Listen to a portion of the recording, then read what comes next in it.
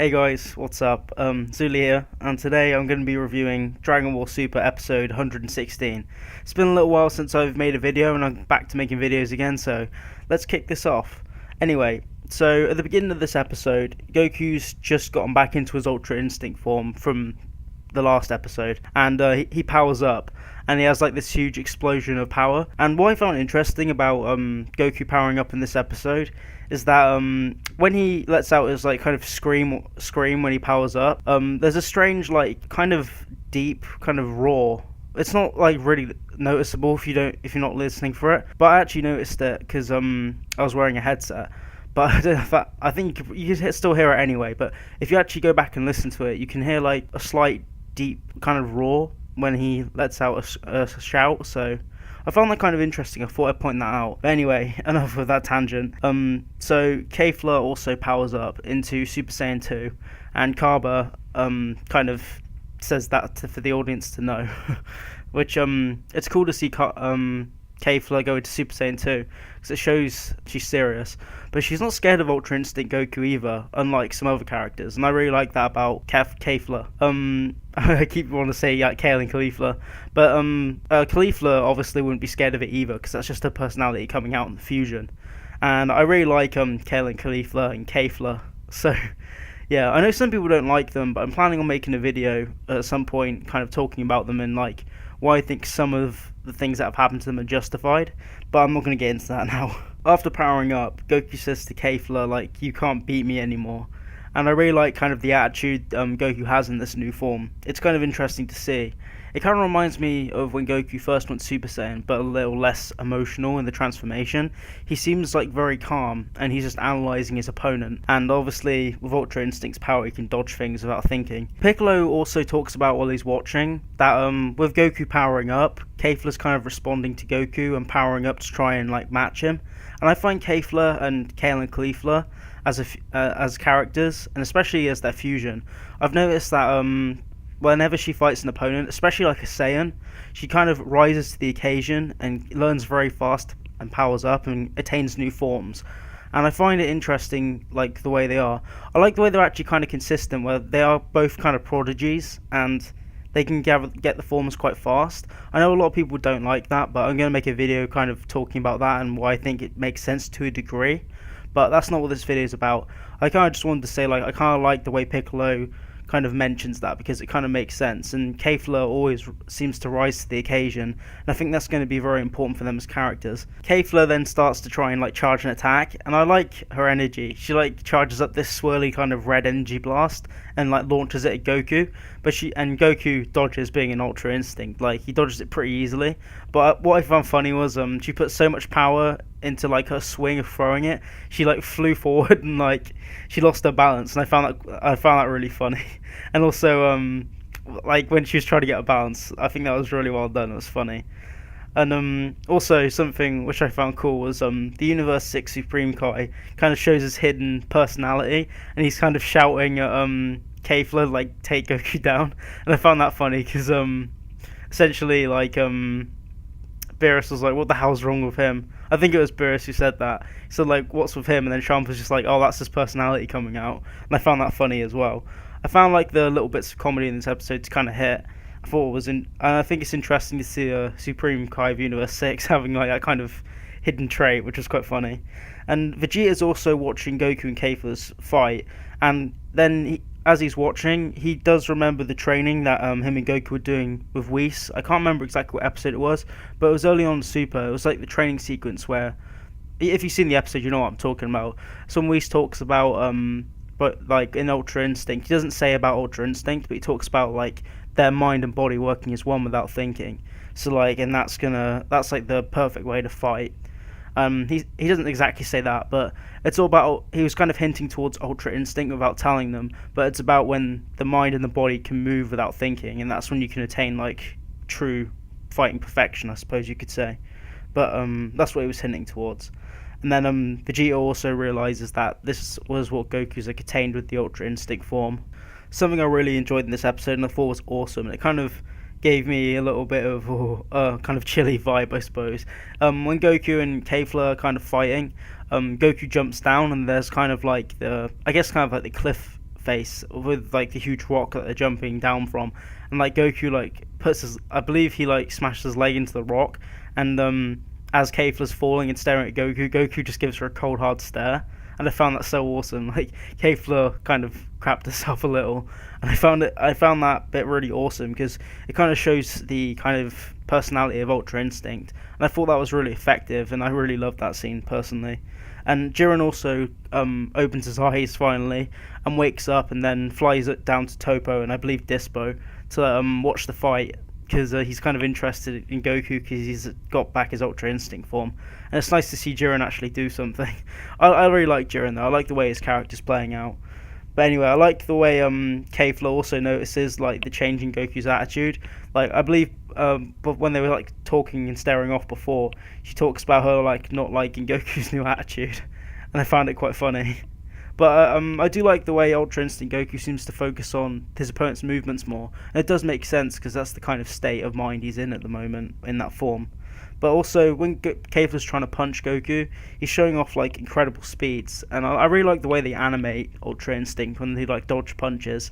It looks really cool, and it just shows like how little energy his body's letting out. And what I like about Ultra Instinct is the whole point of it is they're not wasting their energy, I suppose. Like when they're dodging, it's all minimalistic, but it's like perfect, and Goku's not wasting any energy dodging, and he's not having to waste like his mind or anything because his body's doing it all on its own through the actual instinct, which is really cool. And then in the episode, Goku also uses like a cool new attack, I suppose. It's kind of similar to the one Hit uses, where he punches the air and kind of pressure flies through the air and hits his opponent from a ranged distance. And it kind of looks like the attack what Hit uses when he hits people from a distance and like kind of hurts them inside. But I don't think it's exactly the same. But I found that really cool. If you've seen the episode, you know what I'm talking about. Goku literally punches the air, and the power from his punch flies through the air and hits Kefla. It's kind of crazy. Yeah, so that attack basically smashes Kefla through a load of rocks and stuff, but it doesn't keep her down for very long. She gets up pretty much instantly, and she breathes heavily for like 2 seconds, or a couple of seconds, and then she's pretty much fine. The main reason for this, though, I think Whis kind of proves it in a sense, is that he basically says that with Goku, he's kind of realised that Goku's got the dodging aspect of Ultra Instinct down. Like, in the form, he can dodge, like, really well, and he's pretty much got that bit mastered to a degree. Well, mostly. He's still very new to it, but he's kind of able to do it. But something that Goku can't really do at the moment is his mind's still thinking about attacking, and even in the Ultra Instinct form to a degree. And it's kind of limiting his attack power, because Ultra Instinct's all about every aspect of your body needs to be running on your instincts. So like your body, you can't use your mind to think about anything. It's like when Whis was talking about in the training episode like a little while back, when he was talking about all your body parts act on their own accord without you having to think. And that's obviously kind of a weak spot for Goku, I suppose, where although he's amazing at dodging and you know what I mean, he's pretty awesome, like his attacks aren't as strong as they would be because he still needs to master the offensive aspect of Ultra Instinct. And I think that was a good thing to point out, and yeah, that's definitely interesting. But yeah, also yeah, Kefla's pretty desperate at this point. Whis basically says Kefla's kind of in a fight or flight situation, and she basically powers up to full power, and she basically wants to finish the fight right there to beat Goku, because she doesn't really know what to do, because she can't really hit Goku at all. So yeah, Kefla kind of summons more lasers to attack Goku, and Goku starts to charge up her Kamehameha, because Whis also notes that Goku's stamina is kind of running out, and he kind of needs to finish like the fight in one attack, or it would kind of be game over for Goku because he'd just run out of stamina. So Goku starts to charge up the Kamehameha. And what I really loved about the scene was Kefla's lasers were kind of chopping up kind of the rocks, I suppose you could say. And Goku was using like the rocks that were falling as like platforms to dodge Kefla's attacks as he's charging the Kamehameha. And I thought that was absolutely brilliant. Like this part of the episode in particular looked absolutely amazing. And I really just loved showing when Goku was dodging all the lasers, like as he's like charging in as well at one point. He's also kind of like, he's literally just like barely dodging the lasers, and like both of the lasers nearly hit Goku, and it just looks so cool. But essentially Goku keeps jumping between the rocks as he's slowly powering up for the Kamehameha to finish it. And what I loved is that Goku is kind of running out of places to jump and dodge, and Kayla's just like, all right, you're in midair, you can't dodge this, and she launches her like kind of peppermint looking attack, I suppose, where she has the red and the green spinners in her hands, and then she makes a massive energy blast at Goku, and then Goku, this is just crazy. Goku essentially like kind of swipes over the blast and kind of flies in midair over the blast. I don't know how to explain it. It's just so cool. I think if you've seen the episode, you know what I'm talking about. It looks awesome. And then Goku hits Kefla at point blank range with like all his power with the Kamehameha, and Kefla gets like thrown back, and the part of the arena breaks as she gets knocked out of the arena. And as she's just about to get knocked out, the Potara earrings actually break, and then she defuses into Kale and Caulifla, and she falls into the stands. And then yeah, Kale and Caulifla are both eliminated at the same time. I just thought that was absolutely awesome. Goku just sliding over that attack with Ultra Instinct, it just looks so cool. But yeah, Whis also kind of says that Goku was kind of smart for choosing the Kamehameha as his attack, because obviously he could unconsciously dodge the attacks of Ultra Instinct as he's charging his ki for the Kamehameha. So yeah, I thought that was cool. I don't know why I said it like that. Kamehameha. Yeah, I can say it. But yeah, I thought that was really cool. So Kale and Caulifla are very happy at getting knocked out. Caulifla's really mad and wants to beat Goku up. I like her personality. She's very fiery, but I think she kind of feels like she got cheated for some reason. She's one of those kind of characters. She just wants to beat Goku up because she lost, because she's angry about it. But Kale's actually very apologetic, and she's like apologizing to Champa and Fuwa, which I believe is the Supreme Kai from Universe 6. I haven't learned all their names because there's so many of them, but I'm doing my best. Yeah, I believe Fuwa is the Supreme Kai for Universe 6.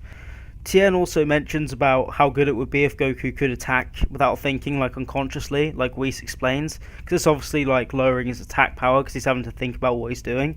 And Whis says that that's probably it's hard to master because with the Ultra Instinct form, people are always like the fighters like Goku and Vegeta. They're always thinking about like what move would be good against a particular person and like what their next move will be in the fight. I think that's probably the most difficult part of Ultra Instinct to master because obviously it's hard not to think your next move, but Whis kind of explains it by saying like you have to completely fight with your instincts completely and just trust in that. And I believe Goku will master it in the end probably, but it's probably the hardest part which you need to get over. It'll probably take him a while. Goku will probably most likely master it though. We all know what Goku's like because he's awesome. But anyway, yeah, Goku falls to his knees kind of slowly, but he's out of energy because he used all of it in his attack, obviously. So he goes back into his base.